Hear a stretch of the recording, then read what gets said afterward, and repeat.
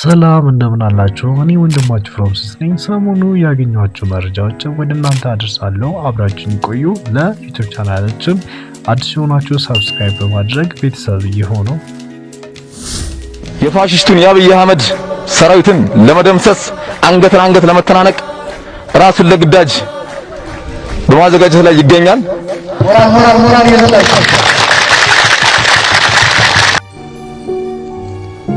ፋኖ ማለት በንፋስ ላይ እንደተበተነ ዱቄት ማለት ነው።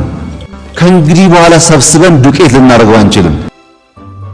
ከአማራ ፋኖ በጎጃም የተሰጠ መግለጫ ትግላችን የነብርን ጭራ በመያዝ ተጀምሯል።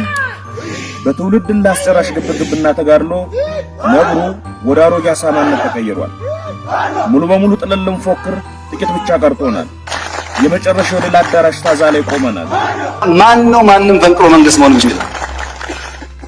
አይቻልም እኮ መተላለቅ ነው እንጂ በፌደራል ደረጃም ቢሆን መፈንቅለ መንግስት የሚታሰብ አይደለም ለራሽናል ጭንቅላት። አንዴ ኢራሽናል ከሆንክ ግን አትፈጽመውም። ለመጀመር ግን ቦታ አትመርጥም እንጂ ክልል አይደለም ፌደራል የሚባል በፌደራል አሁን ባለው ኢትዮጵያ ውስጥ መፈንቅለ መንግስት ማሰብ እብደት ነው። አይሆንም። በአንድ ጀንበር መቶ ሺዎች የሚታረዱበትን ትራጀዲ እንፈጥር ይሆናል እንጂ መንግስት መሆን አንችልም። በመጠዝጠዝ በመነዝነዝ ጠላትን በመገዝገዝ ጠላትን በማወክ ጠላትን ረፍት በመንሳት አመንምነን አድክመን እስትንፋሱን ሲጥ ማድረግ የዕለት ተዕለት የውጊያ ዘይቤያችን የሚሆነው። በዚህ ልክ ትልቅ ፈጠራዎቻችን ጨምረን ደግሞ ለመደበኛ ለኮንቬንሽናል ውጊያ ያዋን ስንሄድ ድላችንም አጭር የድል ጊዜያችንም አጭር የማህበረሰብ የሞራል ልዕልናችንና ከፍታችንን ትልቅ ነው ይቀጥላል ማለት ነው። አሁን ባለው ሁኔታ አብይ አህመድን ማንም ሰው በጦርነት አይገርስም። አትችሉትም። ማንም ኦላም አይችለው፣ ፋኖም አይችለው፣ ቲዲኤፍም አይችለው።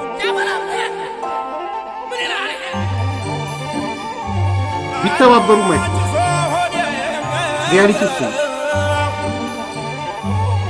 ምክንያቱም የፈል እስከ ማክሲመም መሄድ እስካለበት ርቀት የሚሄድ ከፊታችን አስደማሚ ዘመን ነው ያለው። እያደጉ ያሉ ልጆች ብልጽግና ምን አይነት መሰረት እየጣለ እንዳለ ያውቃሉ። የኛ ውጤት የሚወሰነው በልጆቻችን ነው። አባቶቻችንማ ፖለቲካን በቅጡ አልተለማመዱም። ትግላችን ድላችን 4 ኪሎ መድረሻው ኮረቻ ልጓም አልባ ፈረስ አድርገው ተሰቅለው ሊሄዱበት ሞክሩ። ሰዎችን ግንባር መምታት ካለበት ግንባር ትመታለህ። ዘመነ ካሴ አንተ የሌባ ተቀባይ፣ አንተ የደም ነጋዴ፣ አንተ የዘራፊ ልጅ የወንድምን ስጋ የምትበላ አማራ አቆርቋሽ፣ ከደጉ የአማራ ገበሬ ውሃ ስትለው እርጎ የሚሰጥ መሬት አተኛ አልጋይ ላይ ተኛ ከሚል የምትዘርፍ ዘራፊ፣ አንተ ነውረኛ የአማራ ስብዕና የሌለ አማራ ሞተ ሲባል አትከፋፍሉን የምትል ከፋይ፣ በአማራ ደም አንተ አትጸናም።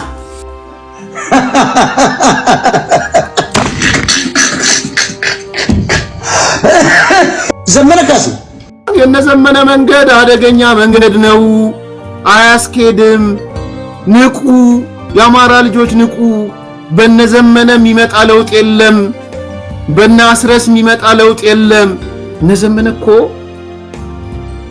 የአካባቢያቸውን የቄስ መሪ፣ የደብር መሪ፣ መምህራን፣ እናቶች የአካባቢው በገበያ ቦታ በንብርክክ አስኪደው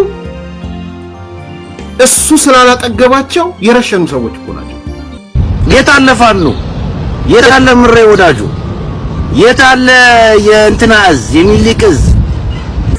4 ኪሎ ገባችሁ። እንኳን 4 ኪሎ ከተማችሁ ላይ አብይ ንቋችሁ። ዘመነ ካሴ ብርጌድ፣ የአንድነት ብርጌድ ምናምን እዝ የታላችሁ? አሁን ምንም ተስፋ ቆርጦን ፋኖ ወዴት እንደሚሄድ አያውቅም። በራሱ ጊዜ ክልሉን አውድሞታል። ባይዘው አማራ ክልል ያወደው ራሱ ፋኖ ስለዚህ ስናይፐር ይዞ በማቅራራት ቤተ መንግስት መያዝ አይቻልም። ጉልበታችሁ ምላሳችሁ ነው። እናንተ መጮህ መከላከያ ድረስልን እያልክ እየየትላለ። እኔ የሚገርመኝ ነገር ይሄ ሁሉ የአማራ እዝ የአማራ አንድነት ኃይል ብርጌድ የተባለ በሙሉ የታለ? መቼ ነው የምትዋጉት? ጫካ ለጫካ እንደ ዝንጀሮ ህዝብን እየዘረፋችሁ ነው የምትኖሩት። ተስፋ ቆርጧል። አሁን ብዙ አሁን ሶሻል ሚዲያ ላይ ታችታ ከና ሀብታሙ ጀምሮ ተስፋ ቆርጧል። ሹልቃው ተስፋ ቆርጧል።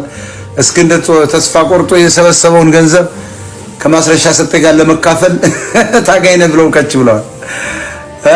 አይጀግኖች እና ተስፋ ቆርጧል። ትግሉ የለም ተበትኗል። የተበተነ ትግል ነው።